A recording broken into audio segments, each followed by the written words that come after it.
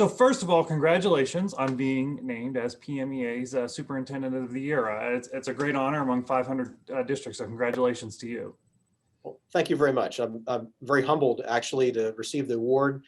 And I certainly look at it as an acknowledgement of the school district and not necessarily of anything that I've done individually. It's been a team effort, with our school community. Well, I mean, you're very humble in saying that, but we certainly know that teams need leaders. And from what I understand, you've really had some exemplary leadership in the district as far as doing things over the years, as it comes to scheduling, as it comes to funding.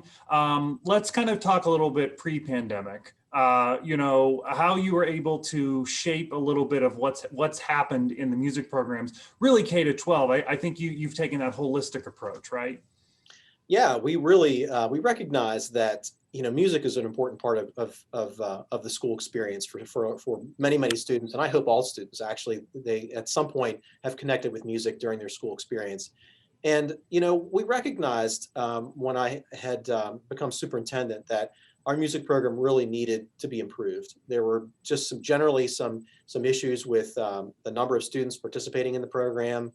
And some of the quality of some of the programming, and I look at it as like, are we really being as creative as we possibly can think, or are we thinking, too traditionally in how we run our music program? So, so there were some things that I think we identified early on as being really important linchpins. The first of which was that we didn't have an elementary band program that operated during the school day. So in order to be involved in elementary band, you actually had to come to school early before the school day. Your parents had to bring you up. There was no transportation. And so that really compromised our ability to attract large numbers into our band program, which we needed for it to be a significant feeder program for the middle school, high school. So that was a big part of what we were trying to accomplish. And so incorporating band into the school day was one of our first pieces that we identified as really important. The next piece was honestly is creating a feeder program for our choral program. So we moved elementary band into the school day. We didn't have a choral program at all in the elementary school, and so all we had was a general music class, and they would do some things outside of the school day that were more so just event oriented and not really about developing a program. And so that was the next big piece, was finding a way to create a choral program at our elementary school. So those two pieces were really important. But I think probably the most significant piece that really happened for us was when we actually was staffing, right? So we had some changeovers in staffing, and so we put a lot of time and effort into really finding the right people to lead our music programs. And I'm really a strong believer in no matter what the program might be, but you need a good, strong, charismatic person leading your music programs that's going to have like high expectations, but it's going to connect with kids. That's what we found. We were very fortunate to find some individuals like Ronnie Zaccardi, Will Guess, and Michael Warren. Michael has since moved on from us now to become a school administrator. But when we hired those three individuals, it was really, they really took the programs to the next level.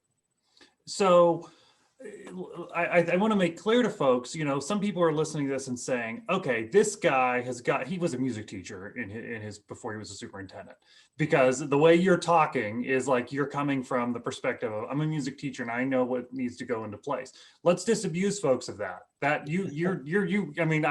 believe you're a guitar player on the side, but you are not a music teacher. So you fully believe this. Where did that come from? So I was a science teacher before I became a school administrator, but I really had a great experience that was, a school experience for myself as a student in music. And so very fortunate when I was a young man in the 5th and 6th grade, being able to enter a music program in the school that I had attended in West Virginia. At the time, I really obviously didn't know much about the band instructor that was in part of that program, but you know, learned later on, I think, as I became older, um, how fortunate I was to be able to study under him. And he really built an amazing program in a small little town in West Virginia that was the envy of everyone. And it made a big difference in my life because I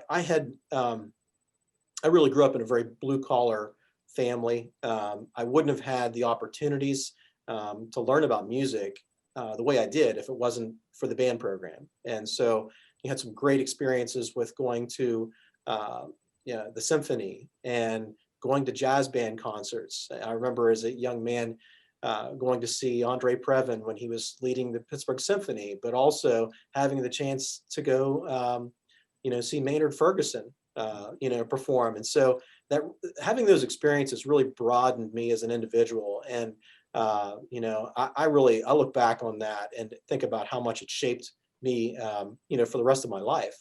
So music has always played a really important part of my life. And as you mentioned, I learned how to play guitar later on. I still fool around with multiple instruments. I have a banjo at home and ukulele, and I just enjoy music. It's when I have downtime, I'm either playing music myself or listening to music. And I love going to see live music when we don't have a pandemic in place. But yeah, it's always been a big part of my life. And I really believe that, music it's good for the mind. Obviously, there's a lot of studies that back that up, but it's also really good for the heart and the soul. And, it's gotten me through some really rough times in my life. And I think about just how good it can be for the social emotional health of every person. So I just want to bottle that response and make sure every superintendent out there hears that.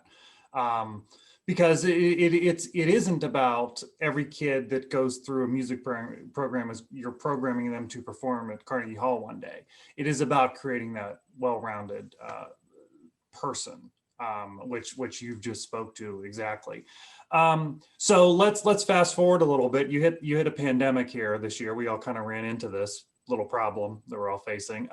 So everyone had to adapt. You had to adapt in so many ways as a school administrator. How did music play into your thinking to make sure that that was still going to be a part of what was happening in school or virtual or whatever it is that school ends up looking like, as we know that changes day to day? Yeah, I think with all of our programming, music included, when we first had the closure in March, we very quickly pivoted to virtual learning in our district. I think we were down maybe 2 days, and then we were up and running. And there were many school districts who were down for months. And so I was very proud of the fact that we flipped very quickly and started offering some programming. Now, it's gotten a lot better over time. What we're doing now is really not in comparison to what we were doing in March. But we also said, like, we have to find a way to be creative. So I met with our music instructors, and I said, we have to find a way, because our kids are missing out on some really important experiences for them, whether it would be preparing for their concerts and their performances. We've got to find a way to make that happen, but it's going to not look the same as it has in the past. And so we started talking about software and different things that might be available for us to be creative. And the importance for them as instructors to still be connecting with their kids. That was, even more so important, is that, again, going back to the social emotional part, the music still needs to hold an important part of kids' lives, even in the pandemic. It gives them a really good stress relief when they're at home playing their instrument, and we're singing or whatever it might be. And so, we kept talking about music still being an important part of what we were doing in our programming, even though we were virtual. So that's wonderful to hear. I mean, the creativity piece is that's what music teaches, but you're living that example here in managing the pandemic in your district. So last question is, what's your advice to other superintendents out there to make sure that music is a meaningful part of their school district's overall curriculum? Well, yeah, I mean, I think number one, I think music and the arts have a really important part to play in school, right? So, but I think it's twofold. The first would be, arts for art's sake, right? So, kids that love music, kids that love visual arts, whatever they might be, they need to have an opportunity to explore that, because that is very, very important to them. And it's going to be, in some cases, experiences that they're going to, it's going to be a spectrum, right? You might have kids that are deciding that that's something they want to pursue after they leave high school. But for others, it's going to be just an important part of their life. And maybe it might be the peer group that they most connect with as they go through school. And that's really important as well. But then there's the other side of that, I think, is the important part that we play when we incorporate the arts into the academic program, right? So it's not just arts for art's sake, but it's also thinking about qualitatively how you can really, enrich the experience educationally for a student in the content areas. And I'll just give an example of that, right? So if you're a social studies teacher and you're teaching about the civil rights movement, or you're teaching about the counterculture movement of the 1960s and 70s, and the protests against the Vietnam War, and you're not using music and art as a part of your teaching, you're missing out. Your students are missing out, right? Because I don't know if you can really tell the story of the civil rights movement or the Great Depression, the Dust Bowl, or any of those really important stories in the history of our country, unless you incorporate art and music into that, right? Because that really was the motivating factor. It really told the story of those important events in a very meaningful way. And so, I think as a superintendent, I would tell others that, you need to think about those two pieces and how important they really, really are, for the lives of our students, to make them, as a superintendent, I certainly, my goal is to provide opportunities for students, both when they're in school with us here in Avonworth and as they move on afterwards. I want them to have all these opportunities available to them. But most importantly, what I think school should be about is that we are providing these experiences through their school time with us that makes them better people, right? We want students, when they leave Avonworth and they go on to whatever they feel their path might be, we want them to be better people who are going to be better citizens, who are going to contribute to their communities and to society in some meaningful way.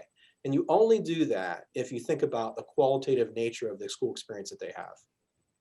Yeah, I can't say anything more than that. I mean, you've summed that up so well. And I think your educational philosophy extends beyond music. I mean, we're talking music here today, but that piece of it's so important, that they're leaving as well-rounded citizens who can participate in society. I think that's a really important goal. So again, I offer my congratulations to you as PMEA's Superintendent of the Year. And thank you for all the work you're doing in your school district and for music education in general. Well, thank you, Mark. I appreciate it, and appreciate the time speaking with you.